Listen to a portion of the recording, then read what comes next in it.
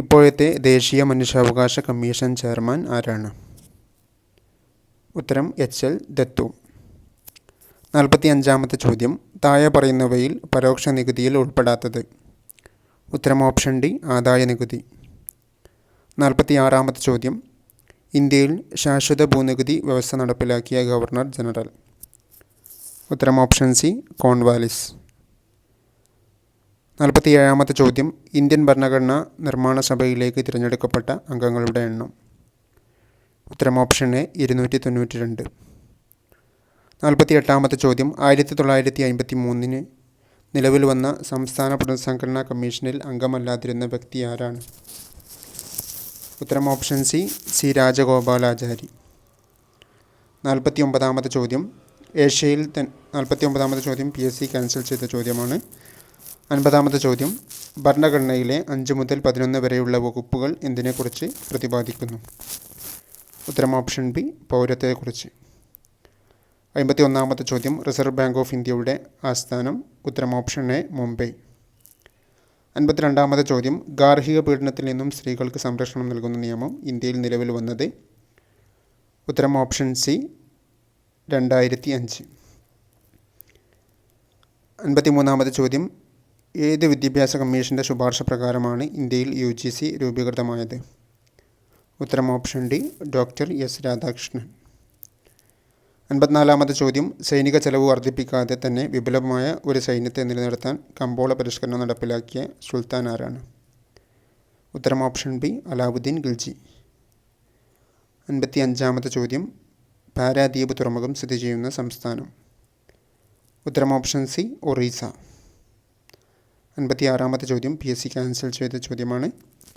57-ാമത്തെ ചോദ്യം. ഇന്ത്യയുടെ പടിഞ്ഞാറൻ തീരസമതലങ്ങളിൽ ഉൾപ്പെടാത്തത്? ഉത്തരം ഓപ്ഷൻ ബി, കോറമാൻഡൽ തീരം.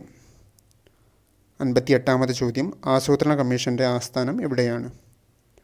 ഉത്തരം ഓപ്ഷൻ ബി, യോജന ഭവൻ. 59-ാമത്തെ ചോദ്യം. നാട്ടുരാജ്യങ്ങളുടെ സംയോജനത്തിനായി സർദാർ വല്ലഭായ് പട്ടേലിനെ സഹായിച്ച മലയാളി ആരാണ്? ഉത്തരം ഓപ്ഷൻ ബി, VP മേനോൻ.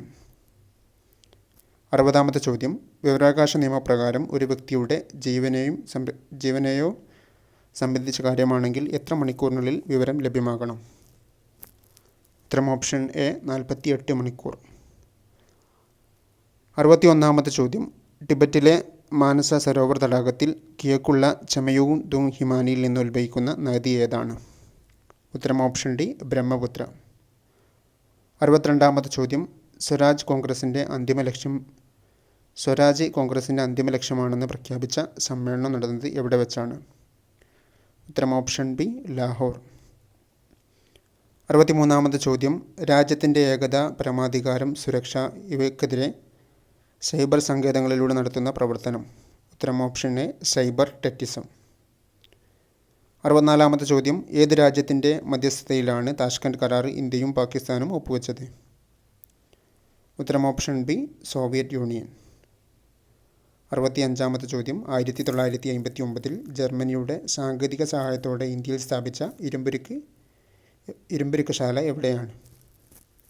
ഉത്തരം ഓപ്ഷൻ എ, റൂർക്കല. 66-ാമത്തെ ചോദ്യം. താഴെ പറയുന്നവയിൽ ST വിഭാഗത്തിൽപ്പെട്ടവർക്ക് സംവരണം ചെയ്യപ്പെട്ട ലോക്സഭാ മണ്ഡലം ഏത്? ഉത്തരം ഓപ്ഷൻ ബി, ആലത്തൂർ. 67-ാമത്തെ ചോദ്യം. കേരളത്തിൽ പെരുമ്പടപ്പ് സ്വരൂപം സ്ഥിതി ചെയ്യുന്നത്? ഉത്തരം ഓപ്ഷൻ എ, കൊച്ചി. 68-ാമത്തെ ചോദ്യം. 1930 ഉപ്പു സത്യാഗ്രഹത്തിന് പ്രധാന വേദിയായ കേരളത്തിലെ സ്ഥലം? ഉത്തരം ഓപ്ഷൻ സി, പയ്യന്നൂർ. 69-ാമത്തെ ചോദ്യം. കുട്ടനാട്ടിൽ ആരംഭിച്ച തോട്ടപ്പള്ളി സ്പിൽവേയുടെ പണി പൂർത്തിയാക്കിയത്? ഉത്തരം ഓപ്ഷൻ ബി, 1955. 70-ാമത്തെ ചോദ്യം. ഹോർത്തൂസ് മലബാറിക്കൂസ് എന്ന ഗ്രന്ഥം ആദ്യമായി തയ്യാറാക്കിയത് ഏത് ഭാഷയിലാണ്? ഉത്തരം ഓപ്ഷൻ സി, ലാറ്റിൻ. ഇതോടെ മുഴുവൻ ജനറൽ ചോദ്യങ്ങളും നാം വിശകലനം